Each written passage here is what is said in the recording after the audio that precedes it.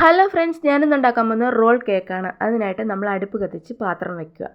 പാത്രം വെച്ചതിന് ശേഷം നെയ്യ് ഒഴിച്ച് അതിലേക്ക് തേങ്ങ റോസ്റ്റ് ചെയ്തെടുക്കുക. വെള്ളമയം പോകുന്നിടം വരെ മാത്രം ഒന്നിട്ട് റോസ്റ്റ് ചെയ്താൽ മതി, ബ്രൗൺ കളർ ആകണ്ട. റോസ്റ്റ് ചെയ്ത് അത് മാറ്റി വെച്ചതിന് ശേഷം നമ്മൾ അതിലേക്ക് അര കപ്പ് പാലും ഒഴിച്ച് തിളപ്പിച്ച് ഒരു സ്പൂണ് പഞ്ചസാര, അതിലേക്ക് ഒരു സ്പൂണ് കോൺഫ്ലവർ ഇട്ട് നന്നായിട്ട് ക്രീമാക്കി മാറ്റി വയ്ക്കുക.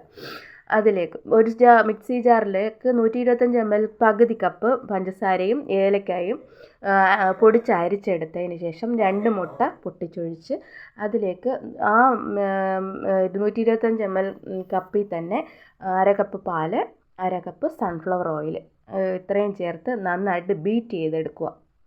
അതിലേക്ക് നമ്മൾ 125 ml കപ്പ് നിറച്ചും മൈദയും ഒരു സ്പൂണ് ബേക്കിംഗ് പൗഡർ, ഒരു ചെറിയ സ്പൂണ് നിറച്ചും ബേക്കിംഗ് സോഡ, ഒരു പിഞ്ചളവിന് ഉപ്പും അത്രയും ചേർത്ത് നന്നായിട്ട് മിക്സ് ചെയ്ത് ഒരു സൈഡിൽ മാത്രം ഇളക്കി ബാറ്ററാക്കി തയ്യാറാക്കിയെടുക്കുക.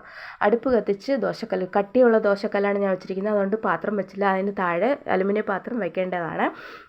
അതിന് വെച്ചതിന് ശേഷം നമ്മൾ ഈ ദോശ പോലെ പരത്തിയെടുത്തിട്ട് ഒരു അടപ്പ് വെച്ച് അടച്ച് വേവിച്ചെടുക്കുക.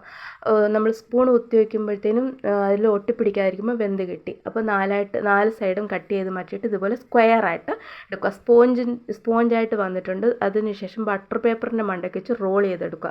അതിനുശേഷം നമ്മൾ ഈ റെഡിയാക്കി വെച്ചിരിക്കുന്ന ക്രീം എടുത്ത് അതിലിട്ട് ഒന്ന് പുരട്ടിയിട്ട് അതിൻ്റെ മണ്ടയ്ക്ക് ജാമാണ് ഞാൻ എടുത്തിരിക്കുന്നത്. ജാം പുരട്ടി അതിന് ശേഷം നമ്മളത് വീണ്ടും റോൾ ചെയ്തെടുക്കുക.